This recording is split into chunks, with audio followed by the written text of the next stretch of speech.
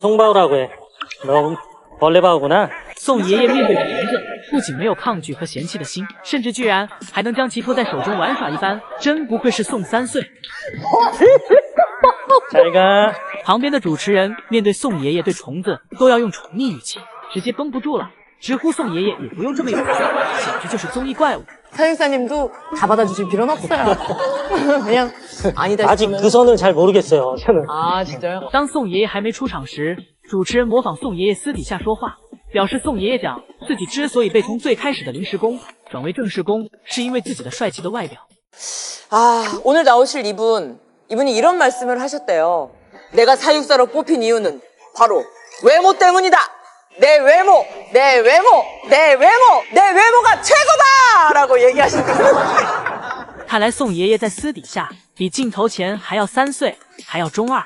그러니까 말씀을 참 예쁘게 하시고 겸손은 그렇게 많이 없으시는. 아, 정확하시네. 밸런스 좋은 밸런스입니다. 맞아요. 그래요. 宋爷爷真是越加综艺老手了。宋爷爷是从03年开始当饲养员的，到现在已经22年了。不过宋爷爷表示自己却很开心。 在瑞宝和辉宝小时候，宋爷爷还会常住在园区，有时也并不是因为工作忙，就是想多看姐妹俩一会儿。要知道，宋爷爷当时在被调来熊猫馆时还是很抗拒。果然，往事是令人最不想提的。现在，如果要让宋爷爷收回曾经说过的一句话，他就是这句不想去熊猫馆工作了。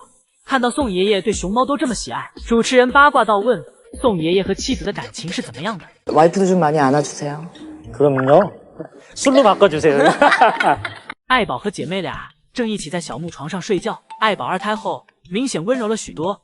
想当年福宝想睡在小木床上，都要经过爱宝的允许才行。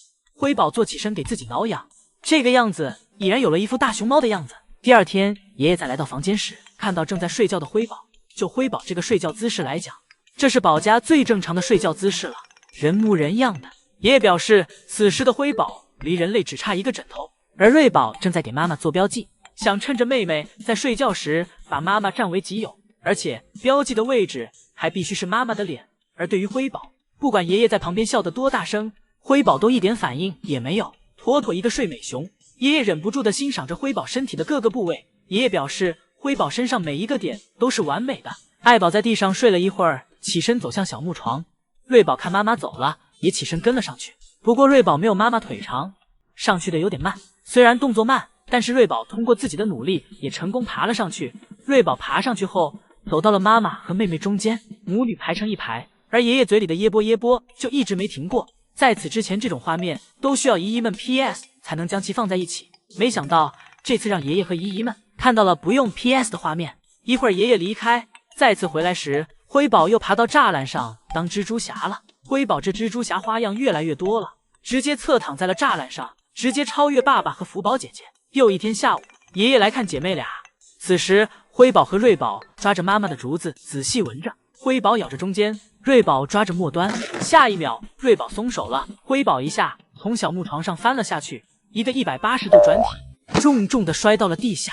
一会儿，辉宝重新爬上小木床。辉宝爬床全靠上肢的力量，手臂一撑就上去了。辉宝跑到小木床上后，瑞宝将妹妹搂进怀里。 对其进行着安慰，满满的姐妹情深。宝叼着瑞宝向小木床走去，由于是在独木桥上，加上瑞宝的晃动，爱宝一下没踩稳，连带着瑞宝一起摔在了南天竹上。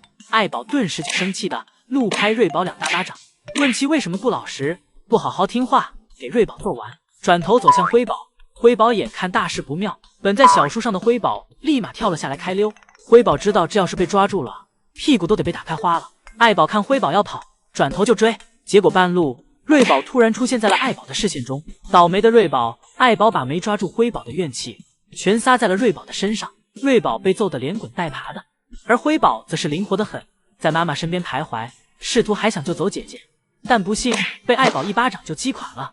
然后爱宝又对辉宝继续出手，姐妹俩今天实惨，被妈妈莫名的揍了一顿。这时爷爷看到了，走过来喊爱宝不要再打了。爱宝看到奶爸来了，转头跑走。 像是一个犯错的小孩，但走到一半又跑了回来。爱宝心想，自己的女儿自己想打就打，于是爱宝又发起了第2轮无差别攻击，给姐妹俩揍的都分不清谁是谁了。辉宝都给揍掉线了，反正看到谁就揍谁，哪个在手边就打哪个。最后，爷爷为了解救姐妹俩，只好给爱宝把通道门打开，让爱宝先回家。看得出姐妹俩挨揍，爷爷很心疼。不过爱宝也没有下狠手，因为姐妹俩挨揍完依旧活蹦乱跳的。刚才的事情像是跟妈妈玩了一场游戏。没一会儿，宋爷爷来到园区，表示让姐妹俩安心玩。妈妈已经回家了。宋爷爷来到小木床上收拾竹子，姐妹俩则跟了过来。辉宝爬到了小树上，瑞宝则躺在了爷爷身边撒娇。但此时瑞宝些许有点碍事儿，爷爷给瑞宝抬到一边。而在树上的辉宝这时又整活了，一不小心给自己从树上摔了下来，而且还脸着地。宋爷爷收拾完，扛着竹子离开，而瑞宝则爬到了小滑梯上去救妹妹。人们正在拆瑞宝和辉宝的房间，这也是之前爱宝的产房，但是现在已经用不到了。而且如果将其拆了，瑞宝和辉宝的活动空间也会变大很多。很快房间便拆卸完成了。不过实际上爷爷是在为3月份福宝隔离做准备，也就是说实际上这个房间是为福宝准备的。现在瑞宝和辉宝只是暂住一段时间。姐妹俩对突然发生变化的房间深感好奇，在自己的房间里四处观察着，每个角角落落都重新探索了一遍。而姐妹俩最喜欢的依旧是房间里的饮水盆。辉宝率先爬了上去洗了个脚，而瑞宝紧跟其后。但瑞宝并不是想要爬上去，而是来到饮水盆前喝了口水，准确的来说应该说辉宝的洗脚水。为此姐妹俩在饮水盆前打了一架。爷爷表示现在从背后看姐妹俩简直要一模一样了，只有仔细去看才会发现区别。不过辉宝和瑞宝相比，瑞宝的颜色更深一些。而就在爷爷跟瑞宝玩耍时，辉宝偷偷溜到了门口。辉宝这是打算出门找圣熙阿姨去玩了。而在这周，姐妹俩还迎来了出生200天的纪念日，爷爷给姐妹俩带来了出生200天的纪念礼物，是2个小木马。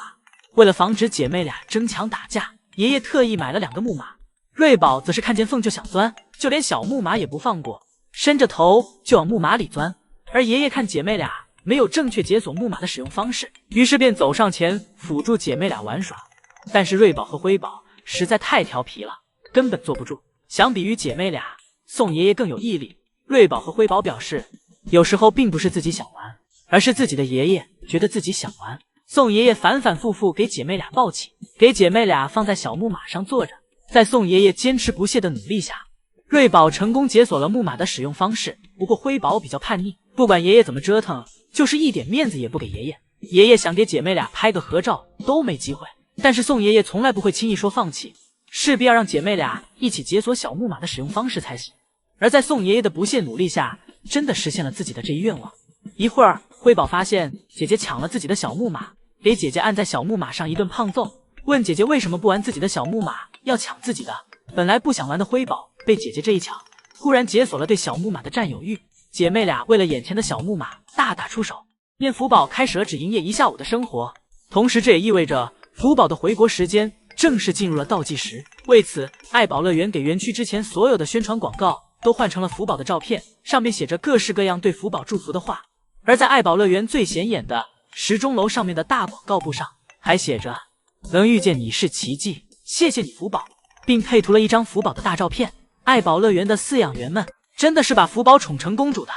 早上姨姨来到园区，此时爱宝正在室内园区带孩子，爱宝怀里搂着的是辉宝，爱宝抱着辉宝，那是怎么亲怎么抱都没够，而辉宝则不停地喊着让妈妈克制一下。由于福宝这时还没有出来营业，此时在室外园区的只有乐宝自己。乐宝躺在小亭子上惬意地吃着竹子，等中午宋爷爷来接姐妹俩下班。宋爷爷先是拿来工具为爱宝收拾吃剩的竹子以及上午食产的青团，而辉宝看到爷爷来了后立马就抱住了爷爷的大腿，抱住后便不想再松开了。不过此时的瑞宝就很乖巧，乖乖地躺在滑梯平台上睡着觉。下午福宝先是来到室外园区玩耍了一会儿，吃了会儿爷爷准备的小零食和竹子，吃饱后福宝还在小亮台上睡了一会儿。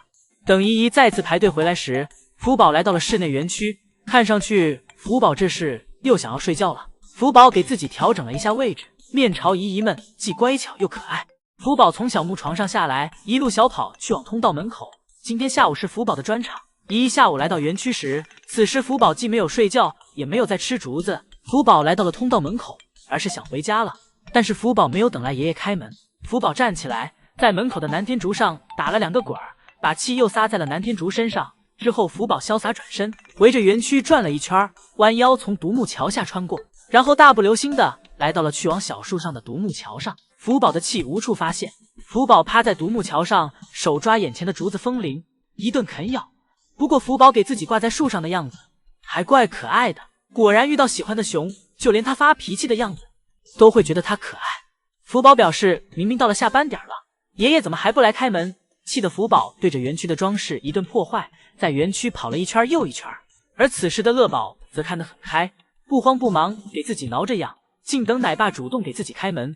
而在中午时，福宝在小亮台上时，出现了史无前例的美丽画面。福宝第一次蹲坐在小亮台上铲青团，这个高度青团掉下去全都摔了个稀碎。福宝今天一天全程高能。